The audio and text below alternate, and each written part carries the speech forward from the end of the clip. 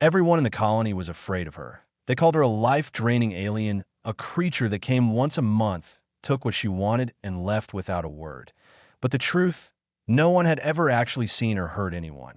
And yet, no one dared to go near her, except one man. Benjamin Chun had survived things most people never would. 3 interstellar jumps, that a quarantine period that felt longer than the journey itself, and a decontamination process so aggressive he still smelled like artificial lavender. But none of that prepared him for what waited at New Anchorage Colony. Or more accurately, what didn't. No welcoming team, no officials, no human faces. Just a floating card, IT hovered in front of him, its screen blinking softly. Administrator Chun, it read, "Please proceed to Residential Unit 7A. Do not leave the marked path. Stay indoors after 1900 hours on the 15th of each month." Then, in a cheerful robotic voice, "Welcome to New Anchorage Colony. Current population, 473. A short pause. Well, 474 now that you're here. Please enjoy your stay. And remember, safety protocols exist for your continued existence." Benjamin blinked.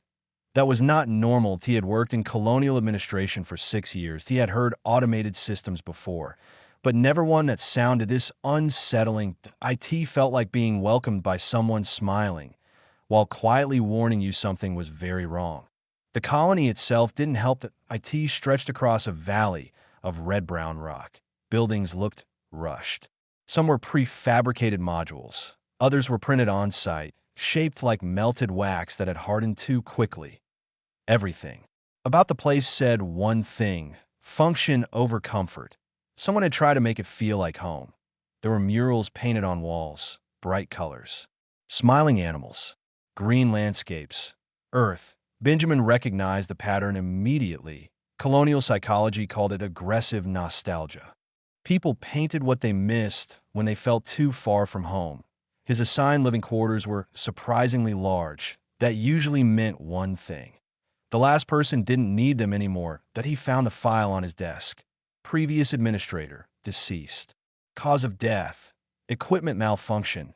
Benjamin frowned. That was bureaucratic language for, "We don't really know, and we're not going to look too closely." Next to the file sat a mug.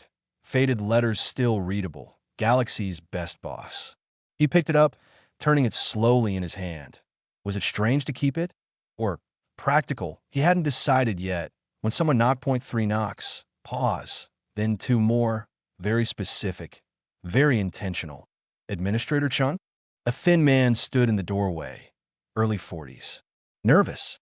Restless. The kind of person who looked like he ran on caffeine and worry. "I'm Marcus," he said quickly. "I'll be assisting you with administrative duties. And we're very glad you're here." A short pause. "Even though you probably won't last long." Benjamin lowered the mug. "I'm sorry, what?" Marcus blinked fast. "Not because of you," he rushed. "Just the situation here. It's complicated. I've prepared full briefing materials. Everything you need to know." The words came out in one breath. Benjamin stared at him. Marcus breathed. Marcus inhaled sharply. "Now," Benjamin continued, "explain what you meant by 'I won't last long.'" Marcus's eyes shifted to the wall. A calendar. Certain dates were circled in red. "Well, sir, the last 3 administrators," he hesitated. 2 left. 1 died. Benjamin raised an eyebrow. "That's supposed to be comforting?" "Statistically," Marcus said weakly, "those are actually decent odds." Benjamin sighed. "All right, let's start simple. What's my first responsibility?" Marcus immediately pulled up a holographic display. "Monthly budget allocation review. Especially the tribute fund." Benjamin leaned forward. Tribute fund? In 6 years, he had never seen a budget line like that. Marcus nodded nervously. "Yes, sir. We set aside resources every month. Livestock, minerals, sometimes data or tech. For her." Benjamin's expression hardened slightly. "Who is her?" Marcus swallowed. "For Vivian." Silence. "And why?" Benjamin asked slowly. "Are we paying her tribute?" He leaned back. "Is she some kind of warlord? Corporate authority? Tax enforcer?" Marcus's face lost all color. "No, sir." A pause. She's not human. Benjamin didn't move. She's what? Marcus spoke carefully now. She's one of the Seraphel. The first colonists met her when they arrived. There was an incident, and now we have an arrangement. Benjamin's voice dropped. What kind of arrangement? Marcus hesitated, then said it plainly. We give her what she wants. And she doesn't. He stopped. Benjamin leaned forward. Doesn't what? Marcus looked him straight in the eyes. Drain our life force and leave us as empty shells. Silence filled the room. Heavy, uncomfortable. Benjamin stared at him for a long moment, then said quietly, Marcus, please tell me you're joking. Marcus didn't smile. I wish I was, sir. The next morning, Benjamin woke up to alarms, loud, sharp, echoing across the entire colony. For a second, he thought it was an emergency, an attack, a system failure. Something serious. Then he checked the time and remembered today was the 15th tribute day. The words felt strange even in his own mind. An entire colony shutting down, hiding inside reinforced shelters because one woman was coming. Not an army, not a disaster, just one person. He got dressed quickly and stepped outside. The streets felt wrong. People were moving fast, not running, but close. Doors were closing, windows locking. Did a woman rush past him with 3 children? She stopped suddenly when she saw him walking the wrong way. Administrator, she said, worried. The shelter is that way. She pointed behind him. You're heading toward your office. I know, Benjamin replied calmly. I'm going there. She stared at him like he had just made the worst decision possible. Sir, you're supposed to stay in the reinforced shelter. There's a shelter? Her face lit up with pride. Of course. Built after the first tribute day. Reinforced steel walls. Independent air system. She said it like she was describing something impressive, something safe. Benjamin gave a small nod. Thanks. I'll keep that in mind. Then he kept walking. Inside the administrative building, Marcus was already there, setting up monitoring screens, hands shaking slightly. Multiple camera feeds lit up the room, all showing the same place. The central square point, 3 synthetic cows stood quietly, grazing, completely unaware of what was about to happen. Around them, crates, minerals, supplies. Offerings, sir, Marcus said without looking up. You should really consider going to the shelter. Benjamin crossed his arms. Marcus, have you ever actually seen or hurt anyone? Marcus paused. Well, no, sir. But that's because we follow the protocols. The protocols keep us safe. Benjamin tilted his head. So no direct evidence? Marcus hesitated. Old Jeremiah said she looked at him once, and he felt cold for 3 days. Benjamin didn't react. Old Jeremiah also believes the water system reads his thoughts. Marcus opened his mouth, then slowly closed it. That's fair, sir. Benjamin turned back to the screens. Everything felt off, too controlled, too fearful, too certain without proof. Time passed slowly. The entire colony was holding its breath. Even from inside the building, he could feel it, that quiet tension in the air, like everyone was waiting for something terrible to happen. Then she appeared. Explosion. Dramatic entrance. Flash of light. She simply walked into the square. Benjamin leaned closer to the screen. She was tall, easily over 2 meters, her skin a deep midnight blue, not reflecting light, but almost absorbing it. Her eyes, bright crimson, sharp, alert, but not violent. She moved with control, grace, like every step was intentional, not rushed, not aggressive, just calm. She's beautiful, Benjamin said without thinking. Marcus choked. Sir, that's how it works. She projects attraction to lure victims.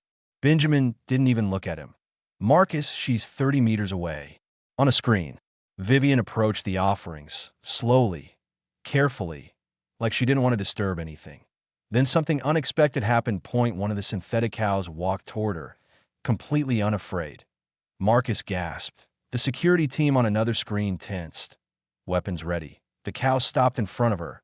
Vivian looked down at it. The cow looked back, and then she reached out and gently patted its head. The cow made a soft, content sound and went back to grazing. Benjamin blinked. Did she just pet the tribute? Animal. Marcus looked confused. That's new. Benjamin leaned forward, watching more carefully now. Not just what she did, but how she moved her shoulders, her posture, her expression. This wasn't a predator. This wasn't someone hunting. This looked like someone tired. Someone going through a routine they didn't enjoy. She gathered the supplies, efficient, quick, using some kind of advanced tech. Everything moved smoothly to N-O aggression, N-O threats, and sudden moves 0.5 minutes. That's all it took. Then she stopped, just for a second, and looked up, right, toward the administrative building, toward the window, toward him. Their eyes met. Even across the distance, Benjamin felt it. Not fear, not danger. Something else, loneliness. Then she was gone to an O sound, an O effect, just gone at a soft signal played across the colony. The all clear. People could come out again. The danger had passed. Marcus dropped into his chair, relief flooding his face. Another successful tribute day.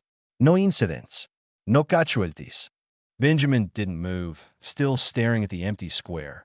Marcus, he said slowly, I want every record we have on first contact. Everything. Reports. Logs. Messages. All of it. Marcus frowned. Sir, why? Benjamin finally turned. Because I don't think we're dealing with a monster. A pause. I think we've been making a mistake. Marcus looked at him like he just said something insane. What kind of mistake? Benjamin glanced back at the screen and could see the empty square.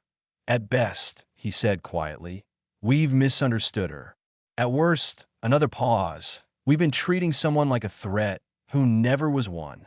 For the next 3 weeks, Benjamin did what he did best. He disappeared into data.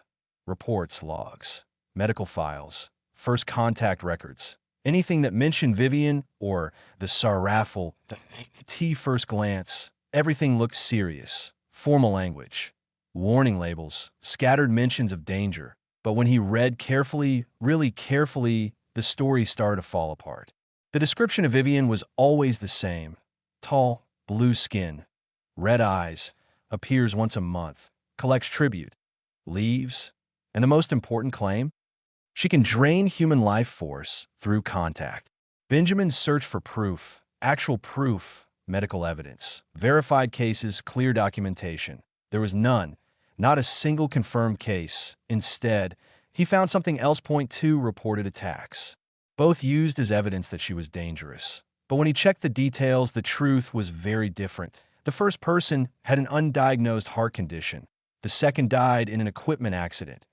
Neither had anything to do with Vivian. The timeline didn't even match. Both incidents happened before the tribute system began. Benjamin leaned back in his chair, slowly, thinking. So, no proof, he muttered. Just assumptions. Then he opened the original first contact logs, not the summaries, not the edited versions, the raw, unfiltered records. And that's when everything changed. The first encounter wasn't a confrontation. It was a mistake. The colony's first survey team had set up their mining operation directly on top of Serafel Heritage Site. They didn't know. They couldn't have known, but Vivian did. She arrived to inform them. Asked them to move. That's it. But the team, panic point one person fire weapon another, triggered an emergency signal. Someone else fainted. Chaos, fear, confusion. And Vivian? According to the logs, she did nothing. She stood there, waiting, watching, until the panic settled. Then she spoke again, calmly, politely. She asked them to move just a little, about 300 meters. And here's the part that made Benjamin pause. She even told them that the minerals were better in that direction. Benjamin blinked. She helped them, he said quietly. But the colonists didn't see it that way. They were already scared, already expecting danger. They misunderstood. They thought she was demanding something at a price, at a cost, at a tribute. And that's how it started. The next month, they left supplies in the square. Livestock, minerals, offerings. Vivian returned, saw them, and refused. The log showed it clearly. 3 separate times, she tried to give everything back. She even left written messages, explaining that she didn't need any of it.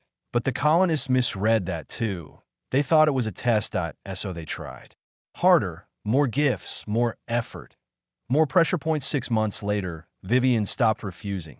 Not because she wanted the tribute, but because refusing it was causing more confusion, more fear, more problems as she accepted it. And the system continued. For 3 years, Benjamin stared at the screen. We've been forcing gifts on her, he said slowly. Marcus, standing behind him, looked uncomfortable. That doesn't explain the life-draining. Benjamin opened another document that a scientific report. Old. Poorly translated. The original term, bioenergetic resonance. Somewhere along the way, it had been translated as life force draining. Benjamin shook his head. That's not what it means at all. Marcus frowned. Then what is it? Benjamin read carefully. It's emotional empathy. A pause. She can sense feelings. Share them.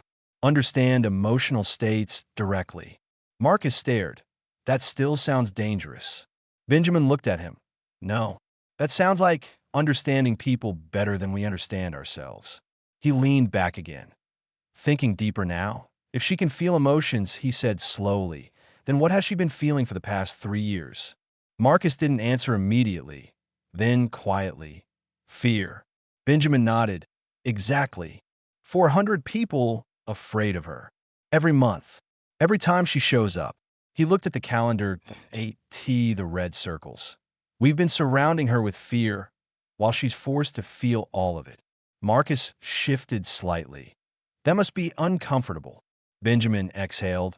Not just uncomfortable. Lonely. Silence filled the room. Then Benjamin straightened. Next tribute day is in 8 days.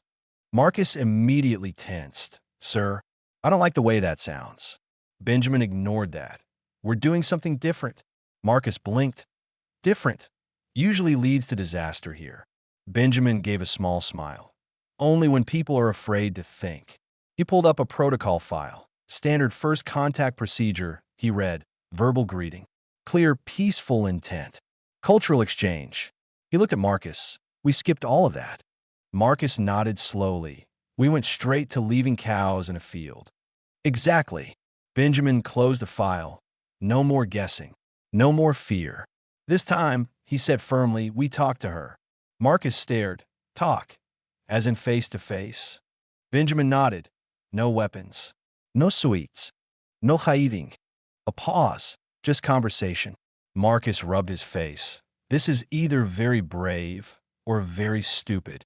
Benjamin smiled slightly. Let's find out. On the next tribute day, everything felt different. Not for the colony. They were still afraid, still hiding, still following the same routine. But Benjamin? He broke it. Instead of going to the shelter, he walked straight into the central square, alone. The ground beneath his feet was worn smooth. 3 years of monthly rituals had left their mark. Fear had a pattern, and this place carried it. But today, there was something new. A small table. 2 chairs, and a thermos of coffee. Marcus's voice came through his earpiece. Sir, she'll be here in about 3 minutes. A pause. Your heart rate is elevated. Benjamin smirked slightly. I'm fine. You're not fine, Marcus replied. You're about to do something extremely risky. Benjamin looked around. Every window was filled with people, watching him, waiting. Maybe, he said quietly, or maybe I'm about to fix something. Then she arrived. Vivian stepped into the square. Same as before, calm, controlled, silent. But this time she didn't keep walking. She froze because this time he was there, standing in the open, not hiding, not running, just waiting. For a few seconds. Neither of them moved. The entire colony held its breath. Benjamin slowly raised his hand. Not as a command, not as a defense, just a greeting. Hello, he said clearly. My name is Benjamin. I'm a new administrator. A pause, and I'd like to talk to you, if that's okay. Vivian didn't respond immediately. Her posture shifted slightly. Her hand moved towards something at her side. Defensive, not aggressive. When she spoke, her voice was calm, clear, almost musical. You should step back, she said. Maintain distance. This is for your safety. Benjamin didn't move. I appreciate that, he replied. But I don't think I'm in danger. A small pause. I think we've been wrong about you. Inside his earpiece, Marcus whispered urgently, Sir, Her bioelectric signals just spiked. Benjamin didn't react. What kind of emotion? I'm not sure, Marcus said, but it's not anger. Back in the square, Vivian took a small step forward, then stopped again. You read the reports? She asked. Benjamin nodded. All of them. Another step. Even the parts where you try to return the tribute, he continued. And we kept insisting. Something changed in her expression, subtle, but real. Yes, she said quietly. Benjamin took a breath. I'm sorry. That word hung in the air. For a moment, Vivian just stared at him. You're apologizing? She asked. Benjamin nodded. We arrived on your land. You tried to help us. We panicked. A small pause. Then we spent 3 years treating you like a threat, while forcing gifts on you that you didn't even want. Silence. Then, for the first time, her expression cracked. You understand that? She asked softly. I do now, Benjamin said. And I should have understood sooner. A very small smile appeared, barely visible, but real. And the cows? She asked. Benjamin exhaled. We can stop that too.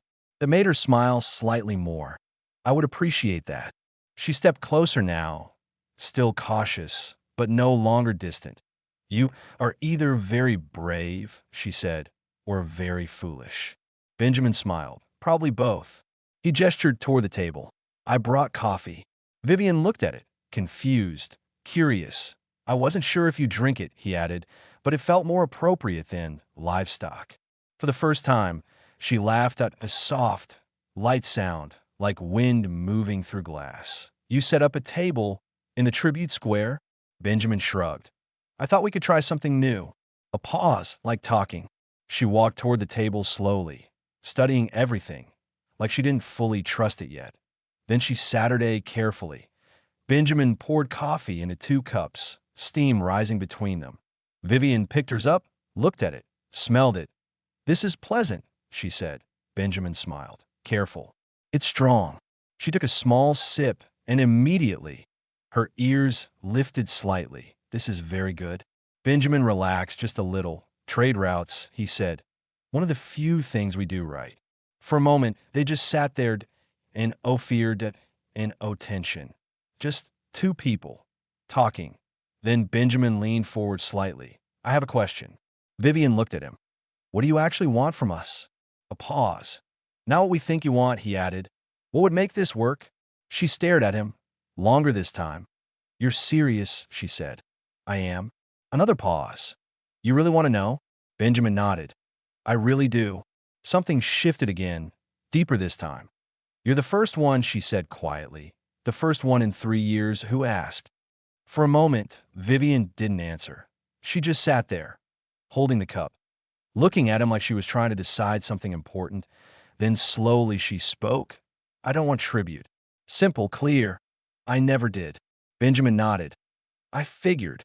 She looked down at the coffee for a second, then back at him. I just wanted your people to move their mining operation. 300 meters.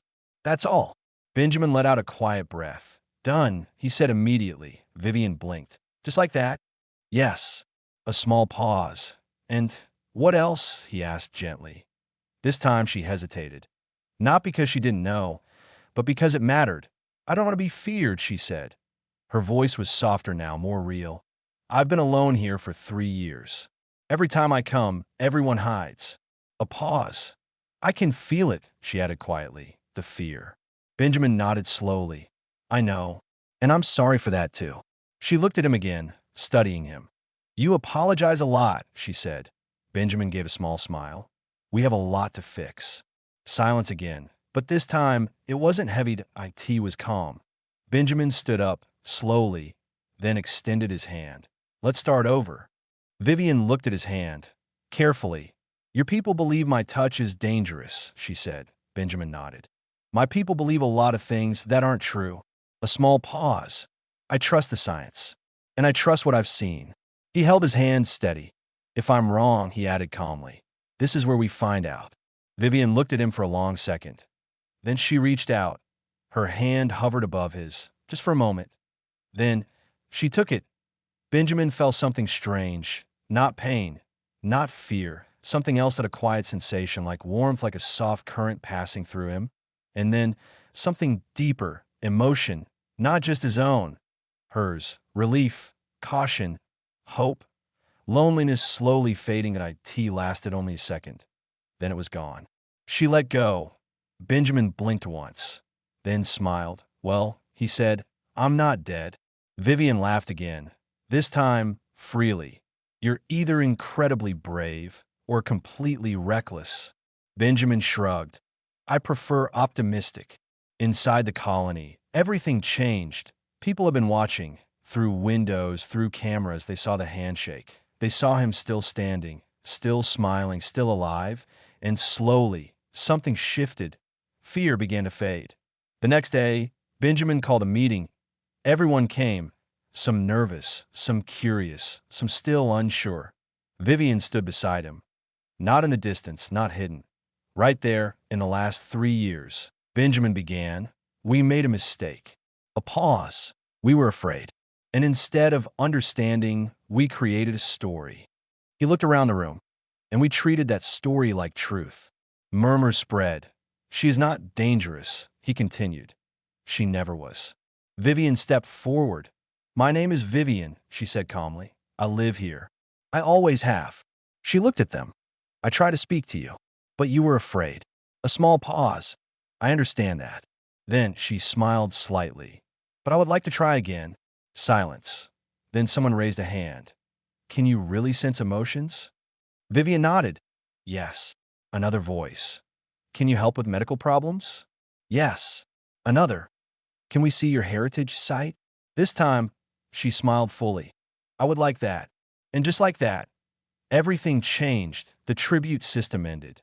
The mining operation moved. The synthetic cows were relocated to the valley, where they lived peacefully. People stopped hiding. They started asking, learning, talking, and slowly, fear turned into curiosity, then into understanding, then into something else, connection. Weeks later, Benjamin stood in the same square again. But this time, it felt different. No tension.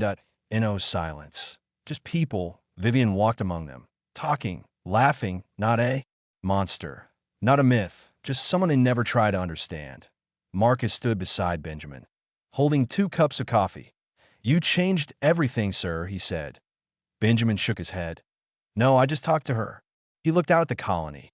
Turns out that was enough. Across the square, Vivian looked back at him. Their eyes met, and this time, there was no fear, only understanding, only warmth. Benjamin raised his cup slightly. She smiled. And in that moment, everything made sense. The most dangerous thing in the colony was never the alien. It was the story they believed, the fear they held on to, the distance they created, because sometimes the thing we are most afraid of is not a monster at all, just someone waiting to be understood. And sometimes the bravest thing you can do is simply say hello.